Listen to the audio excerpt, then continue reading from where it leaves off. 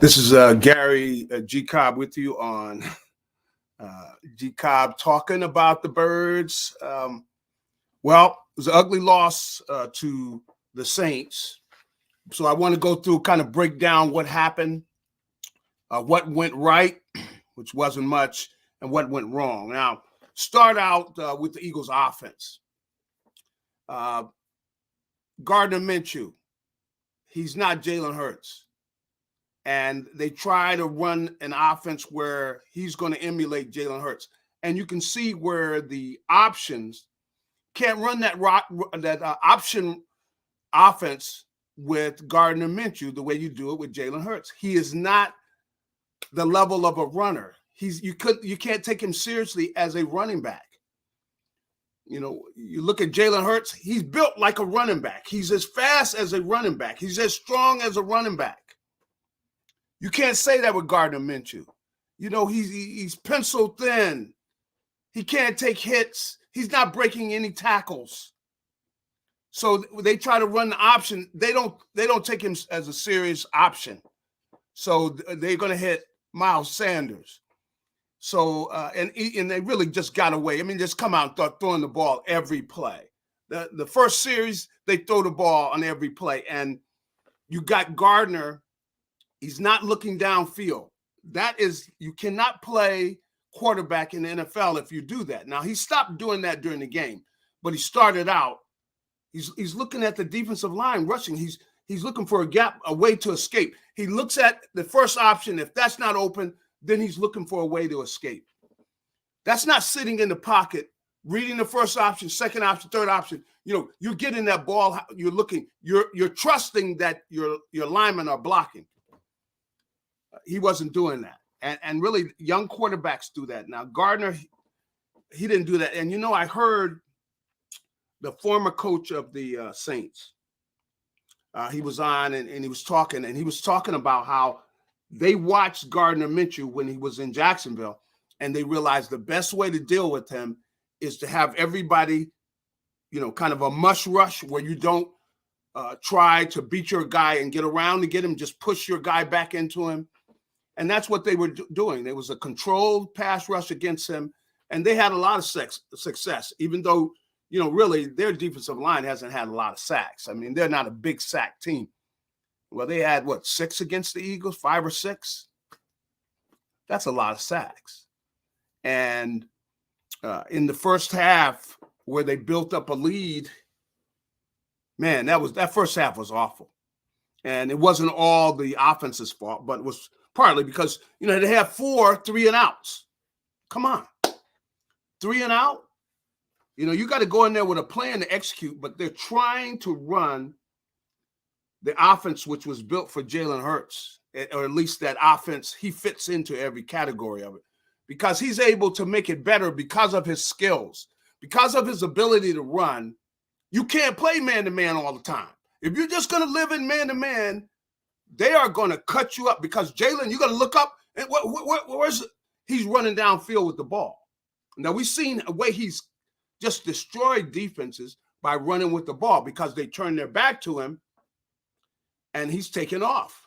And none of the defensive linemen are fast enough to catch him, and so he's off to the races. You don't have to worry about that with Gardner Minshew. See, and that right there, you know, and the man-man, they can't play man-to-man against the Eagles. We've seen the way he did. In fact, Jalen Hurts had a great game against the Saints a year ago where he was keeping the ball on them on those options, and they were trying to take away everything. He cut them up. That run that he made, where it was a touchdown run for about 25 yards, where he went outside and he cut back in and went all the way to the left side, ended up scoring on the left side, even though he started out on the right and cut back on the Saints. I mean, he broke some ankles too. I mean, but said all that to say, you know, Jalen has certain skills, and that they made this offense and they've tried to fit Minshew in it. But yesterday, it did not work. You know, he looked like a duck out of water. I mean, he just was out of place. And the things that he likes to do. He is a guy who is kind of a West Coast offense guy. I think Minshew is, where he throws those short routes. He's best when he's getting the ball out of his hands. And you have, you're running routes where it is set up for him to get the ball out of his hands. When he throws the ball downfield, I mean, doesn't have a lot on. I mean, what do you say? He's an off-speed pitcher. That's what he is. He's an off-speed quarterback because he does not put a lot on it. Now, I give him credit. I think he got a good sense of reading defenses, even though he's messed up that play where he throws the interception as return for a touchdown, where he looks out there and you got to see that, they're in two-man. They got two deep. It's two-man, which means you got two guys deep. Everybody else is playing man-to-man. So your cornerback, you try to throw a quick slant, they're jumping all over it. And that's what you had happen on that play where you had Minshew and you had Marshawn Lattimore, number 23 for the New Orleans Saints, just jumped all over that ball. But I think that, they try to run the same offense. And, they got to come out and you got to pound that ball against New Orleans. That's what they needed to do. And they weren't able to do that effectively to get a first down. And then you got Minshew trying to run an option. Horrible. What about, the fourth down? Come on. He's not Jalen Hurts. That's what we've established. Gardner Minshew is not Jalen Hurts. And I think, it also what it signifies is that, Jalen Hurts has been taken for granted. I mean, anybody could do that. He's just a system quarterback. System quarterback, as many times as he's hurt defenses with his legs. And not everybody in the league can run like that. Breaking tackles, carrying guys into the end zone. Just with the quarterback sneak, we see that it's maybe not as simple as we thought. Anybody can do it. No, not anybody can do it. So that's some of the plays. I mean, and that's the key, the quarterback. That is really the issue. And, Gardner was just playing horribly. I mean, where you're sitting there, and this is the way, I've seen young quarterbacks do this where they drop back and they're looking at the line. Their eyes are not downfield. You don't know a guy's coming open unless you're looking downfield and you see a guy coming open. You see the guys running the routes. You're giving them a chance. If you're not looking downfield, that means you're not really giving your wide receivers a chance. You're not giving them a chance to make a play because you're looking at the line, and that's the way he was doing. He was bringing his eyes down, and it was bad. I mean, 4 times they get the ball, all 3 and outs. That was horrible. And what is that? They didn't pick up a first down all those times, and then they got stopped on that fourth down, the quarterback sneak. They weren't able to utilize that. They end up ultimately scoring 10 points in the game. Now, he did connect with A.J. Brown, and this is one of the things that I think Jalen has learned from playing with these receivers, the elite receivers he's got. They've got 3 elite receivers, A.J. Brown, Devontae Smith, and Dallas Goedert. Those are guys you could throw the ball to, even if it looks like they're covered, because they can make the great catch. They can fight for the ball. You do not do this to Quez Watkins, because Quez Watkins, we've already found out, even though he did protect the ball a couple of times in this game, he didn't fight for it in that other game. And so, and he's not this, doesn't have the strength, the leaping ability and all that. But, he's a deep guy. He's where you should be taking some shots deep with Quez Watkins because he can just flat out burn. And if Gardner really is on his P's and Q's, he will know, I can trust these guys in man-to-man. They were playing like a 2-man, which is 2 guys deep. They're locking down everybody. They're taking away the short throws, and they knew with Gardner Minshew, we take away these short throws, he's going to panic. And that's what he did. He's back there running around, basically running into sacks. Takes his eyes down, and he's back there running around in the pocket rather than standing in the pocket, looking for guys that could get open, getting that ball out of there. And we've seen Jalen develop in that area. He's developed tremendously. Being able to stand in that pocket, believing these guys are blocking, and deliver the ball, give these guys a chance to run their routes. I mean, the numbers for Gardner looked better than he played. I mean, he looked at some great numbers, or pretty good numbers for the team that scores 10 points. Only 10 points. But we got to remember that in the first half, they did almost nothing. So everything he did was in the second half. Now, what else do we have here? Let's see. We know about the pick six, where with Marshawn Lattimore, AJ says he looked one time. He couldn't get his attention to look over there. He goes over there, comes over there with the ball. Rather than looking, they're in a too deep. It's man-to-man, two-man. Lattimore can jump this route. Plus, he sees you ran it before, and he knows you're going to try to run it again. First time, he almost picked it off, and Wes Watkins kind of helped prevent that. But and then you got to talk about, of course, the line without Lane Johnson on that right side. They have Jack Driscoll. I didn't think he was terrible, but Gardner Minshew wasn't helping him. He's bringing his eyes down. He's back there, and the guy's, giving you a chance to get rid of the ball. You got to be delivering the ball. You got to be seeing who's open, and you're looking downfield, and you're getting that ball. And you got to trust that your elite receivers, sometimes you let it go and give them a chance to make a play, even though it looks like they're covered. But if they're in a one-on-one situation, you give them a chance to fight for that ball. And they make plays. They've made plays all year long.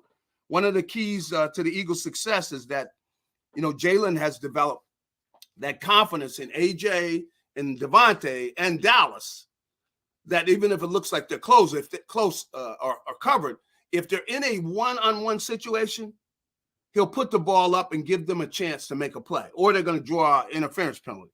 And we've seen them do it time and time again. These guys make plays, but you got to give them a chance. And see, early in the game, in that first half, Gardner was not playing professional quarterback.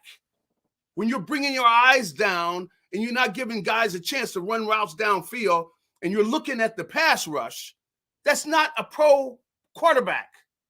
Standing in the pocket and delivering the ball, that's what you're supposed to be doing, keeping your eyes downfield. Now, you give it a chance. If they still haven't gotten open, then you could bring your eyes down and you try to escape. But you can't do that. Look downfield. Immediately, you're looking for a place to escape. And that's what Jalen was doing, and it wasn't working. So, I mean, not Jalen, Gardner. Sorry. Okay, now defensively, that first drive. They need to take that personally. The coaches need to take it personally. You got to realize you cannot just let the team occupy the ball. Jonathan Gannon has got to realize, look, we got to get off the field. We can't just play loose zone all the time. Where we don't want to let them have a big play. If they eat up and go 75 yards on 15 plays, 9 minutes, that's unacceptable. I don't care when it happens. It's unacceptable. You're not going to win football games letting that happen. And when you've got, the players they have, they need to be playing a matchup zone. You don't just play zone. You play man in the zone. When there's the guy near you in your zone, you get on him. You do not let him catch the ball and you just tackle him. That's not good enough. You play a lockdown type of zone, or you play two-man coverage where you got everybody, you got help deep, but you got everybody locking their guy down. And they got to do a better job. You can't come out and let a team 15-play drive. Come on, man. And then, the guys completing, 12 out of 12. Come on, man. 12 out of 12? That's Andy Dalton. Come on, Andy Dalton is a mediocre quarterback who has seen his best days. Come on, he's not that good of a quarterback. He's 12 for 12. Because every route that those short routes which that's all they wanted to do was run the short routes. And they knew the Eagles were going to be sitting in that soft zone. And see, you can play a tight zone where if a guy's in your area, man, you lock that guy down. You can't be just backing up loose. Come on, it's too easy. They got to do a better job of that. Much better job. And you got to get off the field. You can't let somebody come down and hold the ball for 9 minutes at the start of a game. Must play man in the zone. It's like the Saints were playing keep away. And eventually, the Eagles got it going in the second half. They started playing some defense. But that was just pathetic. That first drive. I mean, and it set the tone for the game. And on that first play, it was a curl route, outside curl like he ran. And they had that all set up. They knew they wanted to run that route. And they ran it on Garry Slay. So, Darius, he hasn't been lighting up things of late. But a 9-minute drive. Josiah Scott with the interception, and he did a nice job of making that play. Andy Dalton was trying to bite off more than he can chew because he had a guy open in the flat, and he didn't take it. And that guy would have gotten good yardage, but Josiah Scott he continued backing up and ended up going up, making a really nice play on the ball. Good job, Josiah. And hope we keep on battling, man, because you had that tough game against Dallas, but that was a good job in that catch of the Andy Dalton pass. Let's see, we got here. Saints, they tried to move the ball 3rd and 4 or less. That's what they wanted on 3rd down, 3rd and short. They knew, hey, we could throw the ball, we could run the ball, 3rd and short. And they kept the Eagles off balance. They put together a nice game plan for an inferior team, for an inferior offense. They put together a nice game plan against, an Eagles team, which is clearly better, but they got the W. And that's all it's about. And to let them march that, come on, 9 minutes, 15 plays. That's disrespectful, man. That Eagles defense is better than that. Can't let somebody do that. Come out because they established, the whole flow of the game by coming in and doing that.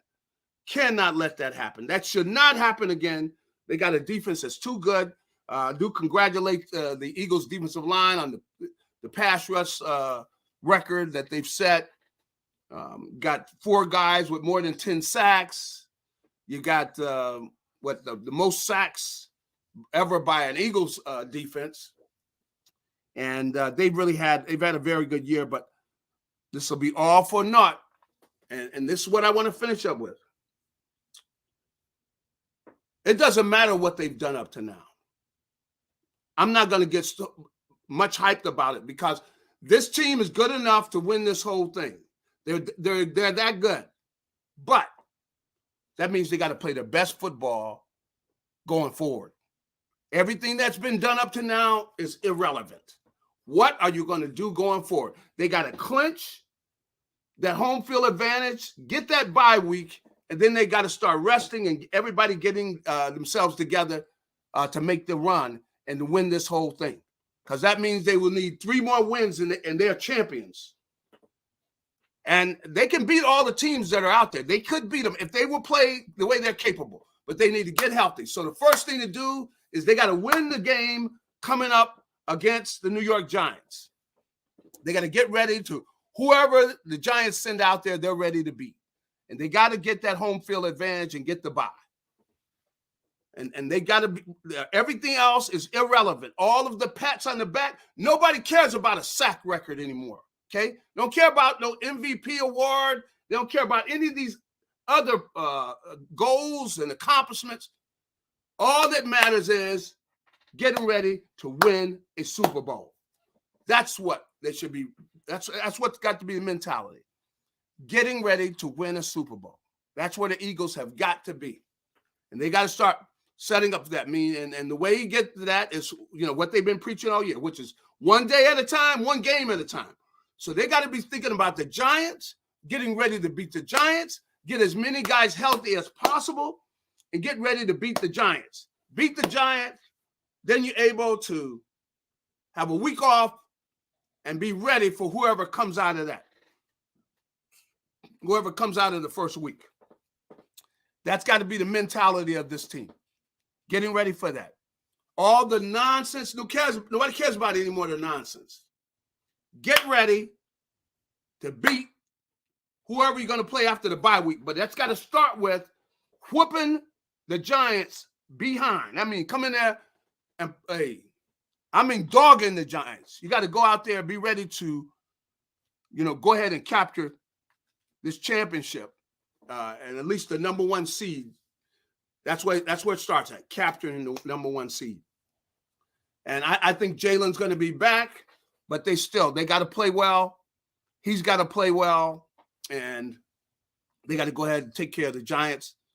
Be nice. They go in there, first half, blow them out. Everybody's sitting watching the second half. All the guys that are getting ready for the playoffs, they're watching the second half because it's over. That's what they need to do. And they got to have that mentality where they're going to be focused and come out and jump on them. And we got to run the ball. We can't be soft. We got an offense. We got to be able to say, we want to run the ball, man. And even with Jalen or without Jalen, we got to run the football. And that's one thing they weren't able to do against the Saints is run the ball. They did get some things going in the second half, but you got to start off the game like that, where we're not just going to be relying upon either the speed of Jalen or the different options. We got to blow people off the ball, and we got to win that battle. We got to win it big.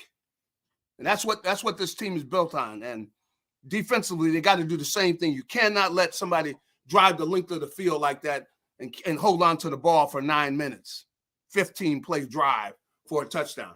Cannot allow that. Cannot. They got to be getting ready. Get your game together. That's where we're at right now. Because if you go to the playoffs and you're knocked out, you're one and done, nobody cares what you did during the regular season. Nobody cares. So they got to realize all that matters now, it all comes down to getting in a mentality where you're getting ready to win, man. They got to get it done. And we get Jalen back in there, and that offensive line, they got to play the way they're capable. All those jumping off sides and all that. The communication's got to get better. But that's what it is, man. That's what it's about right now. The Saints could have done them a favor. The Cowboys could have done them a favor. Those two losses, let them know, hey, we got to play better. And I know that, the absence of Jalen Hurts was a lot of it, but they got to play better. Everybody got to do their job. That's what the Eagles got to do, man. And you got to play better than. I saw it with the secondary. They didn't give up, that many big plays. You did have the big play. Rashid Shaheed got behind the Bradbury, excuse me. James Bradbury, he got beat down there.